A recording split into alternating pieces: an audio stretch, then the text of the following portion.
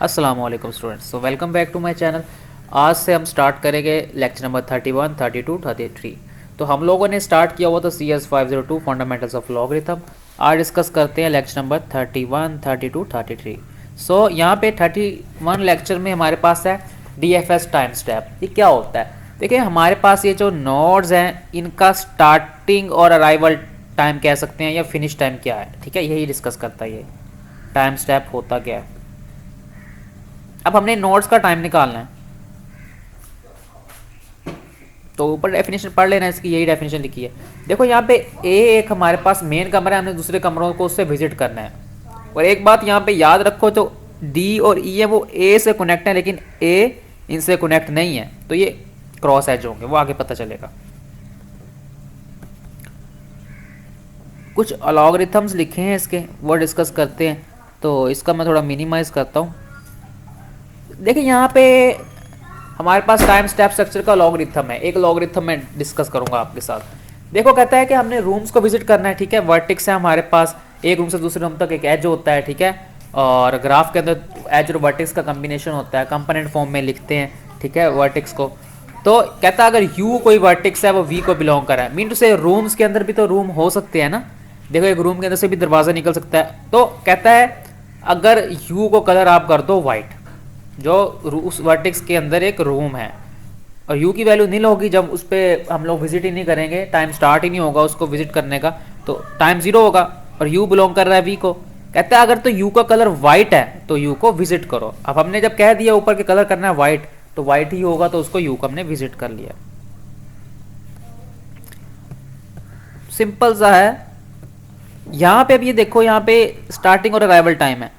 वो कहता है हमारे पास एक टाइम स्टेप स्ट्रक्चर गिवन है, ए कमरा है उससे हमने विजिट किया बी और सी को, तो स्टार्टिंग टाइम निकाल लिया। हमारे पास ए से विजिट किया है बी को, देन बी से सी को, तो ए से विजिट किया बी को, तो स्टार्टिंग टाइम 2 हो गया, यहाँ पे 3 हो गया। फिर इनका फिनिश टाइम नीचे लिखते जाना है। इस तरह हर रूम को विजिट करना है ए से। तो फिनिश टाइम 5 लिख लिया है, 4 लिख लिया। ठीक है, ऑब्वियसली बी को ज़्यादा टाइम लगेगा, सी को फिनिश टाइम कम लगेगा, क्योंकि A is connected to C also. तो इस तरह हमें दूसरे रूम्स को भी विजिट करना है, उनका टाइम निकालते जाना है, फिनिश टाइम, स्टार्टिंग टाइम। एक बात मैं आपको यहाँ पे बता देता हूँ, जो मेन पॉइंट है, जो डी और ई है ये ए से कनेक्ट है, ये क्रॉस एज होंगे। ठीक है, कौन से एज होंगे? क्रॉस एज होंगे। अब back edge, forward edge, cross edge क्या है? यहाँ पे देखिए ए जो हमारे पास है ना, ये दूसरे पॉइंट्स या नोड्स को अपने अंदर घेर रहा है। मिनटू से दूसरे नोड्स का टाइम इसके अंदर ही आ रहा है। अगर नीचे यहाँ पे टाइम गिवन है हैंडआउट्स के अंदर, तो यहाँ पे स्लाइड्स के अंदर गिवन नहीं है। तो देखिए ए एंसेस्टर होगा BFCG का, और BFCG इसके डिसेंडेंट होंगे। इस तरह डी और ई का टाइम अलग है, ऊपर मैं बता चुका हूँ। तो डी और ई क्रॉस एज होंगे ए के। इस तरह कहते हैं ये एक दूसरे के क्रॉस एजेस है। ये डी इसका क्रॉस एज है ए का, और ए डी जो एंसेस्टर है ई का, क्योंकि डी के अंदर ई का टाइम आ रहा है, और ई इसका डिसेंडेंट है। ये सिंपल से कॉन्सेप्ट है, कोई इसमें ज़्यादा है ही नहीं है। यही थ्योरी लिखी हुई है, थ्योरी पढ़ूंगा बहुत टाइम लग जाएगा। अब मुझे यहाँ पे कुछ थ्योरम्स है और उनका प्रूफ है, तो वही चीज़ें डिस्कस करते हैं।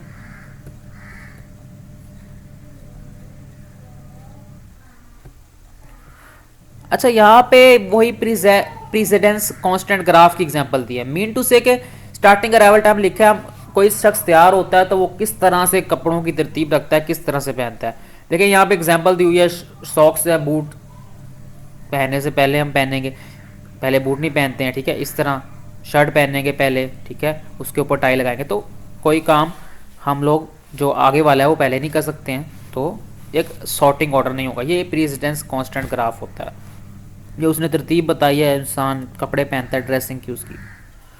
सबसे पहले सॉक्स हैं, फिर शर्ट है, फिर टाई है, फिर अंडरवेयर है, पैंट है, शूज़ है, बेल्ट है, एंड कोट है।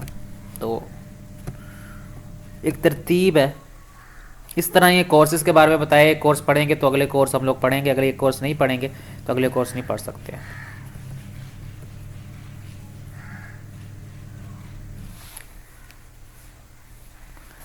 यहाँ पे एक कोड है, देखो टाइम देखता हूँ मैं, तो टाइम है हमारे पास। देखो u वही हमने कहा है कि वर्टेक्स को बिलोंग कर रहा है। अगर u का कलर वाइट है तो उसको क्या करते हैं, एक न्यू लिंक लिस्ट उसके अंदर ऐड कर दो एल, ठीक है। देखो वो लिस्ट की फॉर्म में ही थे ना कोर्सेज के बारे में जब मैंने आप लोगों को बताया था। तो कहता अगर यू का कलर वाइट है तो विजिट कर लो यू को, ठीक है। अब लिंक लिस्ट में ऐड कर दिया है, ठीक है, न्यू लिंक लिस्ट में ऐड कर दिया है, ठीक है, उसका नाम दे दिया एल का। अब लिंक लिस्ट में ऐड कर रहे हैं। कहता अगर यू का कलर ग्रे है फिर यू को कलर कर दो ग्रे, ठीक है। अगर तो यू का कलर वाइट है तो विजिट कर लो यू को, फिर यू को कलर करना है ग्रे और मार्क कर देना है कि यू को हमने विजिट कर लिया है, ठीक है। और v एडजेसेंट है u के, मीन v से एक एरो जा रहा है u पे। तो अगर u का कलर वाइट है तो विजिट कर लो, v का कलर वाइट है तो विजिट कर लो v को। Append u to the front of l, ठीक है। और u को क्या कहते हैं, लिंक लिस्ट के फ्रंट पे ले आओ। यहाँ पे हमारे पास टोपोलॉजिकल सॉर्ट होता क्या है, is example of DPS, DFS की एग्जाम्पल है, इसका रनिंग टाइम में याद रख लीजिएगा। अब आगे स्ट्रॉन्ग कंपोनेंट है, बड़ी मजे की चीज़ है, इजी सी चीज़ है, मैं यहाँ से एक्सप्लेन कर देता हूँ। Lecture number 32। देखो ये स्ट्रॉन्ग कनेक्टेड कंपोनेंट होते क्या है, देखो ये एक नोड दूसरी नोड से कनेक्ट है, ये तीसरी से कनेक्ट है।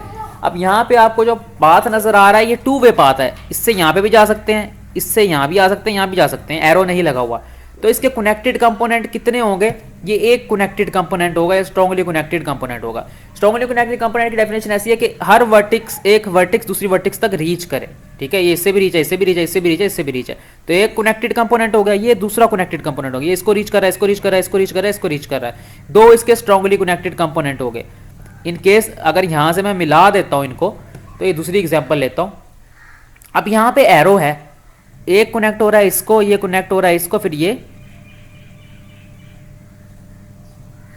इस तरह से कनेक्ट हो रहा है, ठीक है। ये कनेक्ट हो रहा है इसको, ये कनेक्ट हो रहा है इसको, और ये इसको नीचे आके कनेक्ट हो रहा है। तो और यहाँ पे हम लोग देखोगे ये इस नोड को भी कनेक्ट हो रहा है, इस नोड को भी कनेक्ट हो रहा है। अब यहाँ पे मुझे ये बताएं आप लोग कि ये तो बात क्लियर है ना, ये तो बात क्लियर है। अगर मैं यहाँ से दोबारा, अगर ये मैं एरो थोड़ा सा गलत लग गया मुझसे, तो स्ट्रॉन्गली कनेक्टेड कंपोनेंट कैसे निकालने हैं, ये दोबारा वापस ए पे आ गया, ए पे आ गया दोबारा वापस, तो ये तो एक कनेक्टेड कंपोनेंट मेरा हो गया, ये तो कनेक्टेड कंपोनेंट हो गया, ठीक है। दोबारा ए पे वापस आ, ये एक सारा कनेक्टेड कंपोनेंट है।